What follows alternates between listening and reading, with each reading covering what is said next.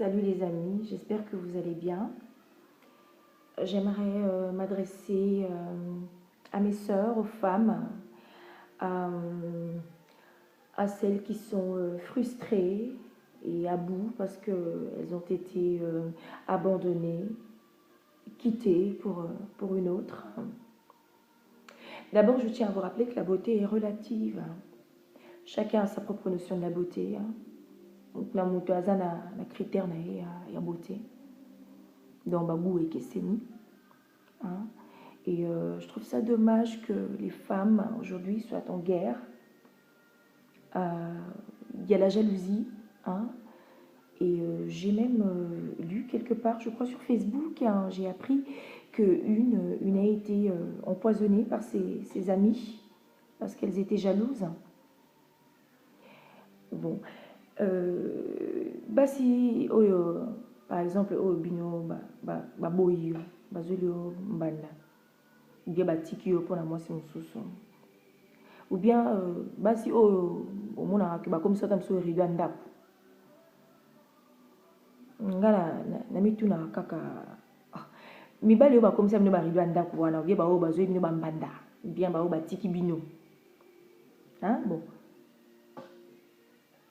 liboso bazaki na bino donc balingai bino alors soki balingaki bino donc potentiel ezalaki quelque part ezalaki na makambo moko bien oyo esalaki ke alinga yo.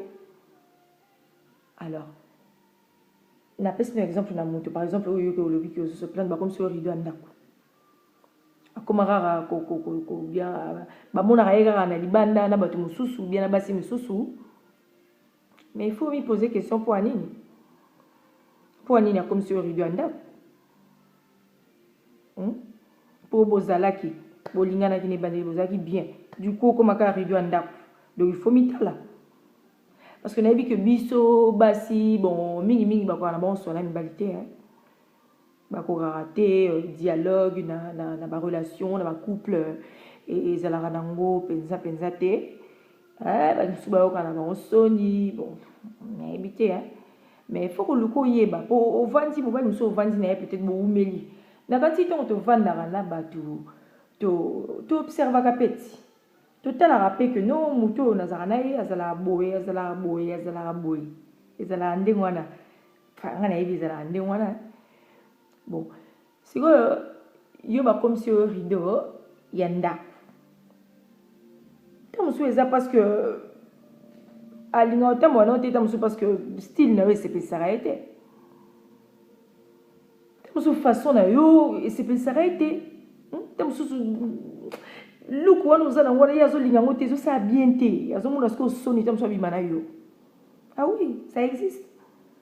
Il faut mitala, il faut luka oyeba eloko nini mobali no alingaka olinga il faut mitala koluka te ke omitungisa ke kuna eza so ndenge te mitala yo moko luka kochange eloko moko kati na yo.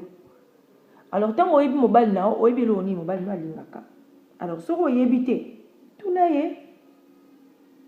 ye carrément tuna ye oui chérie on azo comprendre te nayebi te soki peut-être oyo bien nini mingi bozalaka mosusu omona olati boye ozobima mobali ezalaka mpe bien omo mpe so ozobima mobali olati mpe otuni ye soki asepeli nango bien otuni ye soki aolinga soki asepeli na ndenge olati bien soki akoconseille olati nini ezalaka mabe te parce que fo olata na gwa mobali na oti yongo mpo omoi bacouple mosusu batambola mobali liboso mwasi na nsima omo nakwe na ye donc kokamwa ezalaka sikoyo mwasi sikoyo ozomona sikoyo mobali no sikoyo azoswala na bato mosusu bena basi mosusu okomosa azwa mais non yo sikoyo otambola na nsima mobali pwani est-ce que papa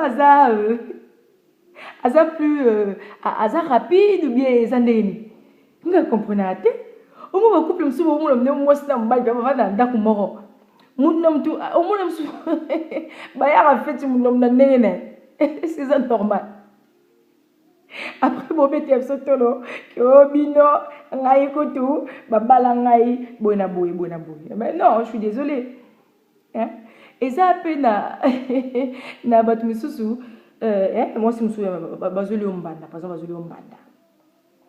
bazoli ombanda poine bazoli ombanda poine il faut mitala bazoli ngamba pourquoi ta mususu ngana ndenge na okanisa ta musu papa alingaka na ye Sodome na Gomorrhe yo ka mutakana talaka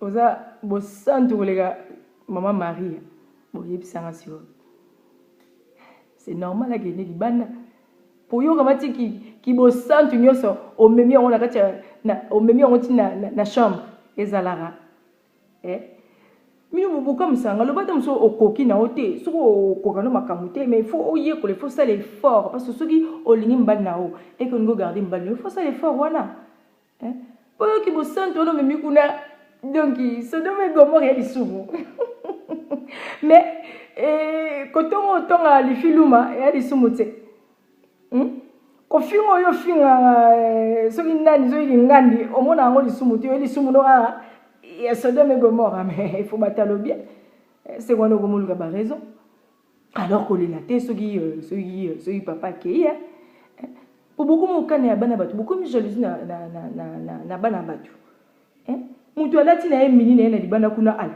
yo banjo finga ye po o tam suponi po mobali no atalaki mais so olingi mobali no atala te mais yo pesala to plaire na mobali na yo et c'est simple parce que tant azozala na yo eza parce que alingi yo oui eza parce que alingi yo eza tam su kaka yo ozozanga babiloko moko ya mike oyo oke ye alingaka oke ye asepelaka nango oke atiraka ye donc il faut otimba kote wana. Il ne faut pas tous aller en guerre. Il faut tous s'entraider, il faut tous s'unganaka. Parce que, nga dans le même sou obimina mobile, par exemple obimina mobile, boké place moko boye boké ko visiter bat mo ba lambeli bino. Mobile ya so a sepeli na plawana. Maman, tuna so balama ki on deni senga recette na mbali na oza mabete. Nga muni on mabete. Fais tout pour plaire à ton mari. Ça la biloko wana oye a sepela nango. Et c'est important. Au lieu okoma muté amabe okoma muté amabe na basi mosusu okoma muté amabe na batu mosusu ki pe mbali na yo pour toujours potanani basi mibali baza différent mibali musuka ndena lo balinga basi anzoto mike o ba facile à garer musu pa lo bano moi nzoto alinga misuni lo ka simba mususu faza mukuse mususu faza pembe mulai mutu na mutana guna ye donc mutako tula azate yo moko il faut contrôler façon na ta musu style na wana ya sepela na ngoti omuna musu baba suki mo sala raboye ou bien oza veste mo boye soko la tiro bimalo kwa ndeke siku mbela ko ka soni potambo na yo azoko sko ndeni ya olobanote akomiso ka rido ndako akomiso rido ndako bon ensemble sora ke luka o Claudette kuna tamsu Claudette alinga Sodome et Gomorrhe yo linga na ote boso wasana mon tu peux voir c'est là donc il faut on a toujours on a créer ba blo mo boy et puis mibali bana na monotonité na kansi biso pe en fait ça na okande moko ngalo ba na kati ya relation sala ngondengo lingi ba sala yo c'est-à-dire ndenge yo so esengo yo linga ozana ngo pesa ngo pour makambo kende bien. Et ça n'a pas bête. Et ça n'a pas bête. Donc, on a le bas. Mutu et ça n'a pas que il faut l'attaquer à mini. Il faut qu'on l'attaque à mini. Pour me battre, je suis pas venir à minute. Alors, mon trop sexy, mon trop attirante. A commencé à bazou, à zo mon abienté. Donc, le cas où là, au moins, on a un bon là, t'as goût, y a un bal nayo. Maman. Quand le capitaine sou, ok, qu'on force nous autres dans le bataillon parce que nous sommes en contact. On a des talents, on a des talents. Au moins, tu as des applications. Pour pas te tu choses du 44, talents, on a des colons, les modernes. Vous comprenez? Donc, ce qu'on a talent basket, mutu orobi magito on a ndé rose sportif au bien, mitala mi bongisa. Pansa maquillage na osala coiffure na yo. Bongisa nzoto na yo, Luka o sepel sambal na. Luka ozalaka toujours goût. On a dit que biso no se base ça on a biso. Tout ça est fort wana. So côté na mbane bandeli, bon au moins ce bon message au moins comme lâcher si comme ibel balinga ndenge wana te. Et puis les hommes s'en foutent hein, que bobo zanabana ou pas tel non bango te hein. Mobile à mon arabe est égoïste. Mais moi je m'adresse à celles qui aiment leurs hommes, hein, qui veulent les garder. Alors il faut aussi l'effort wana. Au lingité ba botolayo, alors il faut ça l'effort parce que bon ils en wana parce que nous n'avons pas de loba, nous n'avons pas de loba maman, nous n'avons pas de loba anti le natango. Donc conseil on a pesa meza bomisa bomitala botika ba jalousie pa pamba wana bokaka ba misu na makambo wana mutu na mutaki toko pona mutu na ye mutu na mutala na mpanzi na ye mutako sabino te mutu tu ana mutu na ye o que alingaka o que asepela na ye voilà.